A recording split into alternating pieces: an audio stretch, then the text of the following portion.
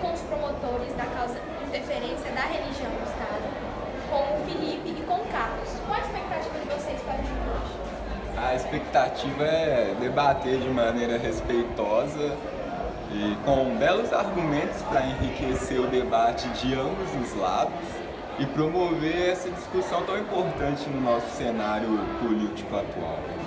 Bom, eu acho que vai ser um debate bastante acirrado de ambas as partes, pois ambas estão fortemente preparadas com argumentos muito bem preparados. Ok, obrigada. Bom dia, meu nome é Vitória. Estou aqui com os advogados de defesa, Gabriel Abreu e o Ian Moura, que vai defender a causa interferência da religião no Estado. Qual a sua expectativa para o dia de hoje? Bom dia a todos. Sinceramente, eu estou me sentindo confiante porque o nosso embasamento tem dados oficiais do IBGE e várias coisas em relação a isso. E é algo realmente difícil de refutar, a gente sabe disso, a gente vai dar o nosso melhor e é isso. E você? Bom dia, e a nossa expectativa está sendo a melhor possível, os nossos dados estão bem engajados, a gente tem uma secretária muito bem encaminhada, ela conseguiu fazer um belo trabalho. A nossa expectativa está sendo a melhor possível porque a gente está bem confiante, mesmo o tema sendo meio uma via de mão dupla, né? Mas a gente vai dar o nosso melhor e tenho certeza que os jurados vão fazer a melhor escolha. Todos de pé, por favor.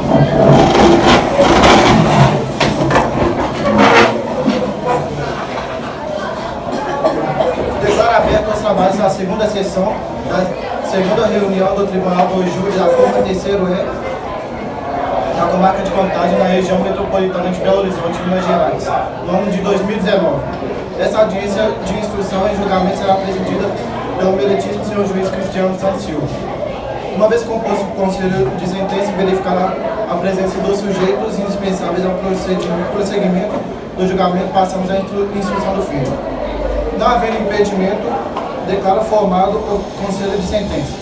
Vocês prometem que decidirão com imparcialidade, com consciência e justiça? Brian, Neymar, Amanda, Matheus, Vanessa, Brian.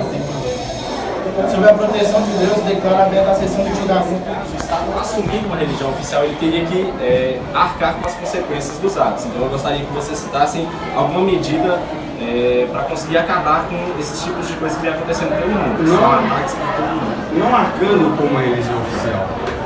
O Estado, a gente está defendendo a interferência da religião, né? Defendendo essa religião. Porque existem várias religiões dentro do nosso Estado. Então a gente não pode em si definir uma como oficial. A defensoria não é a favor de uma religião oficial. Então eu vou citar uma interferência, duas, direta da religião em alguns países, né? Como é no caso de Cuba, por exemplo, em que, dependendo da sua religião que você segue, você não pode tomar Coca-Cola no mercado. Enquanto uma pessoa nativa de lá pode comprar essa Coca-Cola. É uma interferência da religião diretamente no fator econômico do país, né? E em outros países também, como a questão do investimento das mulheres, né? Um turista que vai para um país do Oriente, ele pode se vestir de biquíni e sutiã na praia, enquanto um nativo não pode, tem que usar a burca. É uma questão muito mais religiosa do que puramente econômica, né? Eu queria que a defensoria desse opinião. Essas citações que você disse sobre as mulheres usarem burca e os visitantes não, isso aí é, como a gente disse, das situações extremistas, as situações que não são as situações permitidas, as situações que transgridem os direitos humanos.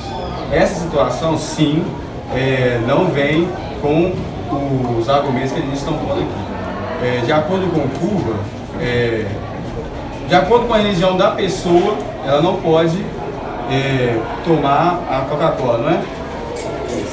Sim, né? Mas essa pessoa, será que ela está de acordo com os dogmas da religião dela?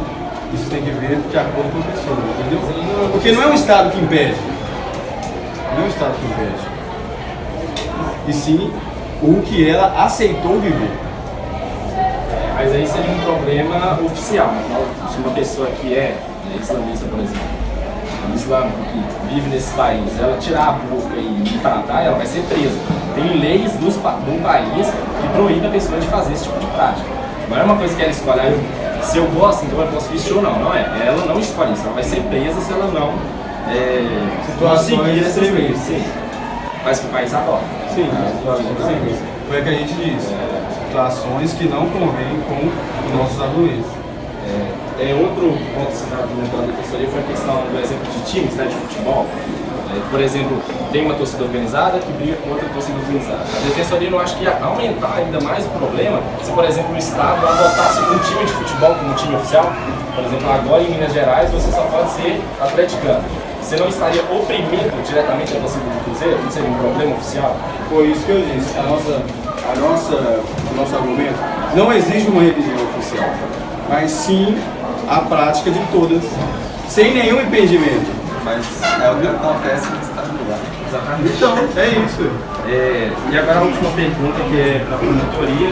Então, se vocês são a favor do Estado laico, né, a igreja não é de responsabilidade do Estado. Então, vocês seriam a favor da impunidade tributária? Não, nós somos a favor que, independente de ser igreja ou não, pague impostos do mesmo jeito. Não é só porque, por exemplo, dentro de uma igreja que ela não deve pagar impostos, ou se deve pagar impostos do mesmo jeito. Então, mesmo o fiel não recebendo algo diretamente da igreja, ele recebe fé, ele recebe algo material, ele deveria pagar esse imposto, de acordo com o Então, o Estado tendo como base leis que foram impostas por Deus, né?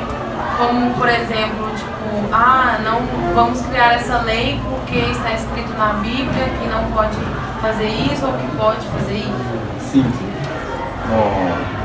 Não é explicitamente dito isso, até porque seria um crime. Falar é por conta da minha religião que eu não fiz. Mas é só analisar os votos da bancada evangélica em temas que são condenados moralmente pelo dogma religioso cristão. A exemplo, como eu citei, o plebiscito do aborto foi vetado pela maioria dos votos da bancada evangélica. Recentemente o STF trouxe à tona de volta a liberação da maconha e ele foi... Não sei. Você engaveta o processo. Ele foi... Arquivado. Engavetado, E a maioria dos votos contra foi, se não me engano... eu não lembro exatamente o número, mas foi a maioria da bancada evangélica que votou contra. Então essa é uma diferença. Sim. E tanto a defesa quanto a promotoria citaram somente o cristianismo como interferência na interferência religiosa.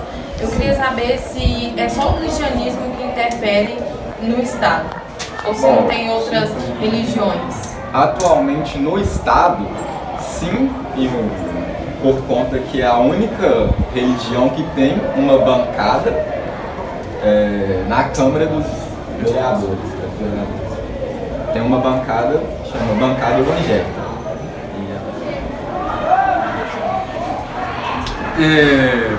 Não, porque a gente sabe que tem várias leis que foram impostas pelos dogmas religiosos e que em nenhuma dessas leis a gente vê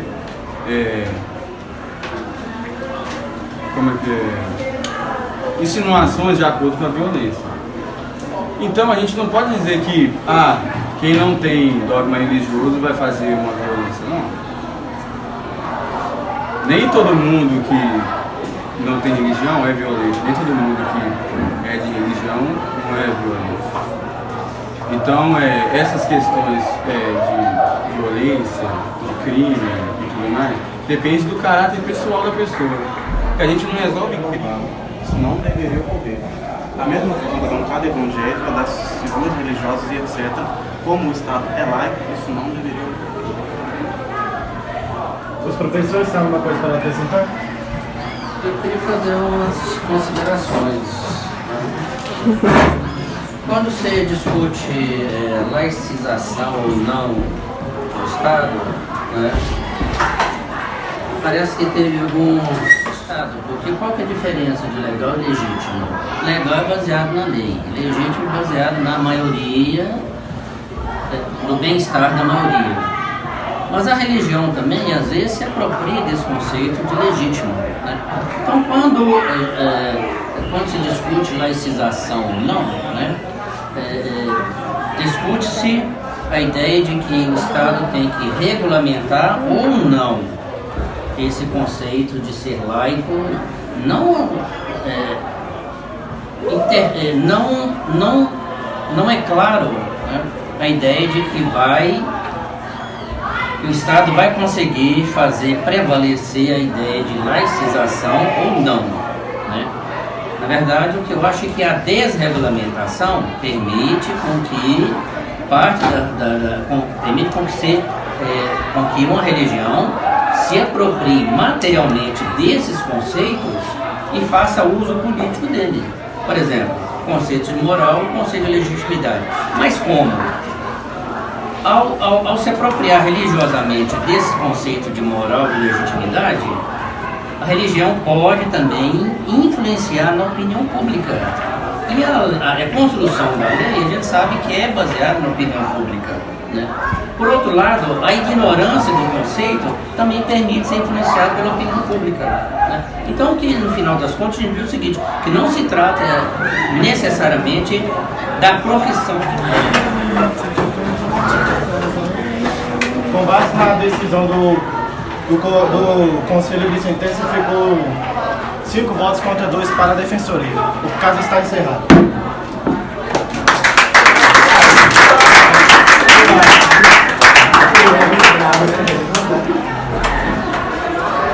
Estou aqui mais uma vez com os advogados da Defensoria, que foram os vitoriosos da causa. O que vocês acharam da prova? A gente está muito feliz, e como eu disse no começo, os jurados iam fazer análise hoje, e creio que foi a certa que a gente tem total convicção que a religião não interfere no Estado. A religião é sim um dever do Estado, né? A religião é um dever cultural, um dever social, quando está imposto na ordem da Constituição Federal, né, que é uma ordem social, um direito social. Então, a gente está muito feliz com a decisão, mas se fosse pro outro lado também, a gente não ia refutar, porque a gente sabe da qualificação dos outros advogados, mas a gente comemora. O que acharam dos argumentos? Particularmente, eu não esperava esse resultado, mas eu estou feliz. O importante é que eu, meu companheiro e a nossa assistente, nossa querida assistente, deu o nosso melhor. E que a gente conseguiu provar, eu estou feliz, mais feliz que eu estou, que a gente conseguiu comprovar que o Estado laico e o Estado confessional são realmente coisas viáveis, entendeu? Uma sendo outra. E também, se a gente tivesse perdido, a gente ainda estaria feliz porque a gente realmente deu o nosso melhor.